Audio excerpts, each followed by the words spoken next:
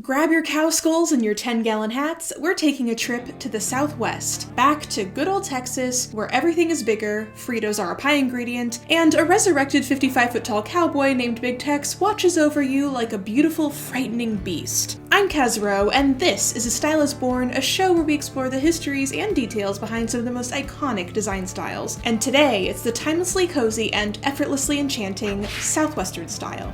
Come learn with me. Our story begins in the sun-soaked and arid landscapes of the American Southwest.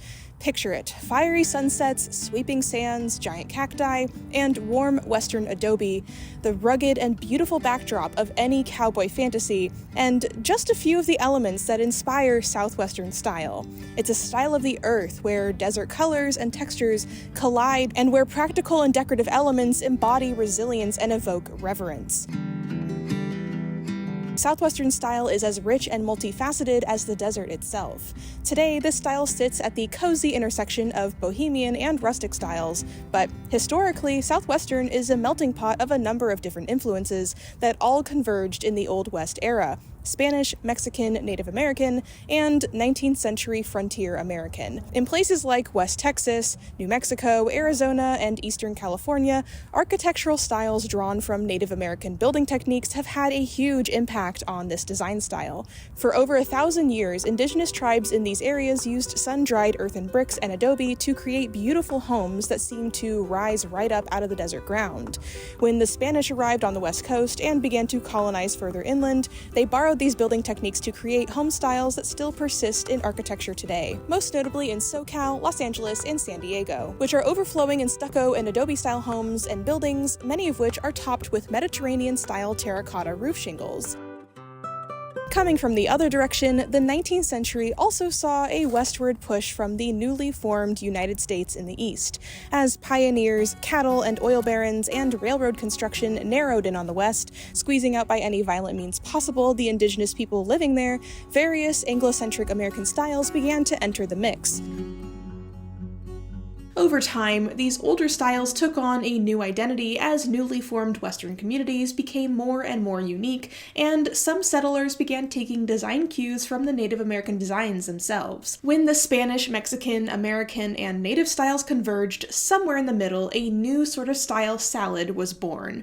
Places like Texas really grip onto this history, preserving Old West locales like the Fort Worth Stockyards. Here, you can see mostly American frontier styles, but the Mexican and Native influences are incorporated too. In the 1920s, the Southwestern style really began to come into its own. Further west, you got micro-styles like Pueblo Deco, a cross between Art Deco and Southwestern. In general, this was kind of the starting era for modern Southwestern. Contemporary architecture and industrial styles melded with the rustic charm of old Western influences as the newly cemented Hollywood film industry took to pumping out hundreds of Wild West-themed films, popularizing a mythic fantasy of what was then fairly recent history. Dreams of cowboys, romanticized frontier life, and dramatically warped and racist tales of Native Americans filtered far and wide throughout American pop culture, driving home not only a craving for Western styles in homes, not even remotely close to the West, but also a sort of stylistic pride for Westerners themselves. As the Southwestern style grew, folks living in the Western territories now had something of an aesthetic identity of their own, all while appropriating much of this style from the very native communities that they had displaced, ironically. Leather and livestock hides adorned floors, walls, and furniture, metal and precious stones covered decorative vessels and jewelry, and Native American-style woven textiles accented rooms in the form of rugs, tapestries, and bedding, while mission-style wooden furniture rounded out the spaces. Southwestern style surged again in the 1970s as hippie boho style became a favorite of early decade youths. Southwestern revival became a more mature alternative for their older counterparts, looking to design outside the box. The style's popularity in Los Angeles and with various celebrities and music stars brought a new edge to an old style, this time adding, well, a lot more cultural appropriation than usual. By the 1970s to 80s, people had mostly gotten over thinking that Native Americans were inherently violent, but that churned out a new agey mythical obsession with Native styles. If you've ever wondered where dream catchers came from, that's your answer. People calmed down a little bit in the 80s, though, when the neon craze crashed into Southwestern Design in the form of brightly colored pastel desert landscape paintings and sunset motifs, random cactus silhouettes, turquoise carpets, and an abundance of cartoony cowboys, which personally I love, but I digress.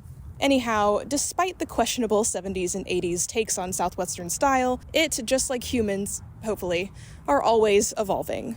Today, the Southwestern style we see on Pinterest pages and style blogs is more refined, harkening back to its earthy roots with non-problematic design elements and easy additions.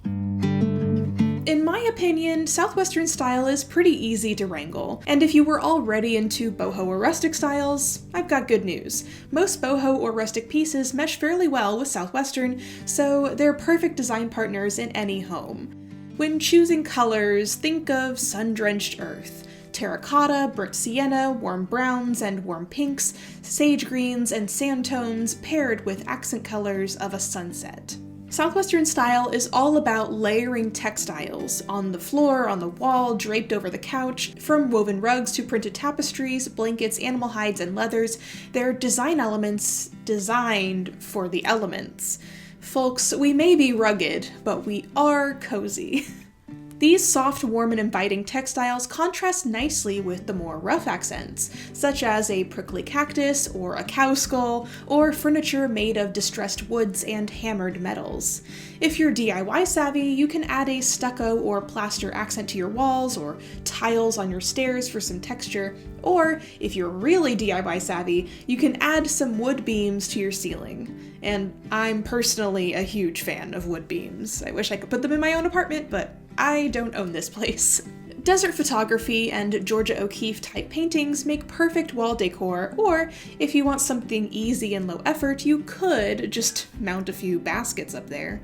And of course, don't be afraid to get a little kitschy. True Southwestern can be beautiful and refined, yes, but walking into any number of Southwestern cafes or stores, like these ones, and you will be confronted with nigh undefeated levels of kitsch. You've got mismatched furniture, you've got random signs and stuff on walls that seems like it shouldn't be there. No one in Texas is all that serious about it, so you shouldn't have to be either. Wayfair has tons of furniture and decor to bring Southwestern style into your home, as well as materials for fun DIY projects. Should you choose to decorate with native accents, please consider buying these pieces directly from Native American artisans and businesses. That way, you're appreciating the work while keeping the traditions alive and supporting the tribes directly. Southwestern style has a rich, complicated, and storied history, from cowboys and wranglers to native artists and architects keeping their traditions alive. There is something to love about this style no matter where you come from. Interior design has the uncanny ability to resonate with our deepest instincts and desires, and Southwestern style provides a sense of stability, coziness, and connection to something greater. A connection to the land, to culture, and to the timeless rhythms of the American Southwest.